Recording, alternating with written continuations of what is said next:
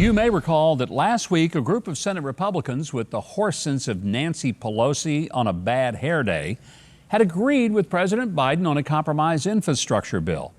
It cut the $2.3 trillion that Joe Biden wanted to spend down to just a bare bones $1.2 trillion.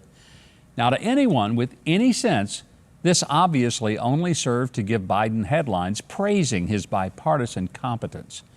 And as predicted, hardly had that story broken before Biden undid it all by announcing that he wouldn't sign the bill unless it was part of a reconciliation package that included all the government bloating, big spending schemes that he had just agreed to cut in order to get the Republicans to sign on. Watch. Mr. President, you said you want both of these measures to come to you in tandem. Did you receive any assurances that that will happen? And how do you anticipate, what will you do? I control that. If they don't come, I'm not signing. Real simple. I think that's the clearest thing Biden has said all year. This would be like haggling down the price of a car, and then when you get to the paperwork, being told that you got to buy a house along with it. With the Republicans screaming that they'd been duped, Biden, or maybe more likely his panicked staffers, issued a statement on Saturday walking back Biden's most recent statement.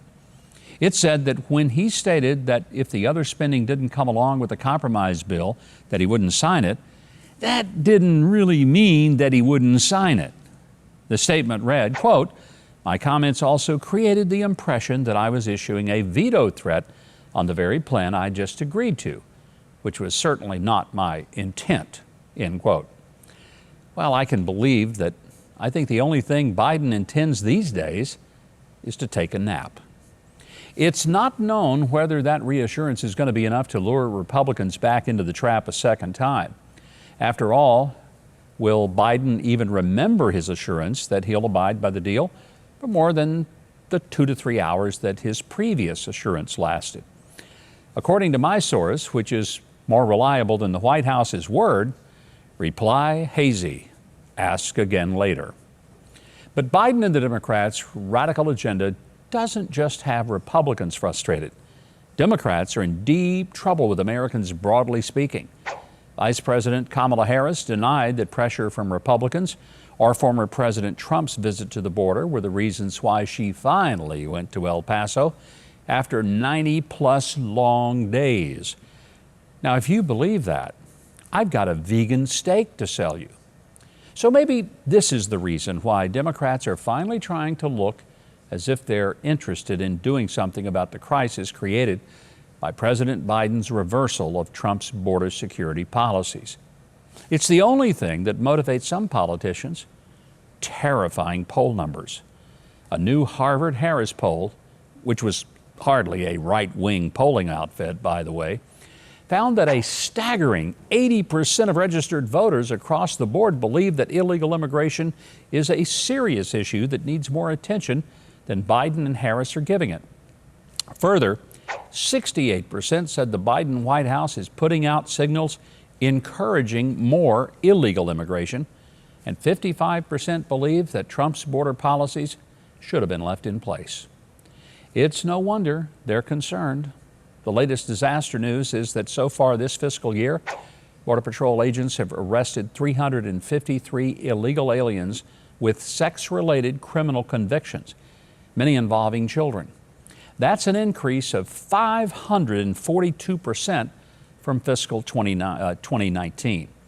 And authorities have detected more than 250,000 illegal aliens who have evaded capture. Incidentally, the poll also found that other issues are boiling up as concerns to voters, and those issues, inflation, taxes, and teaching critical race theory in schools, are straight off the Democratic Party's rancid buffet table. I think a point that maybe we should all be extremely optimistic about is that 61% of voters said that kids in elementary school should not be taught that America is racist and dominated by white supremacy. It's encouraging news for those who want to wrest power away from the Democrats who are abusing it in Congress in 2022. But as I always say, ignore polls. especially polls this far out. Don't let them make you complacent. We need every conservative voter turning out in 2022.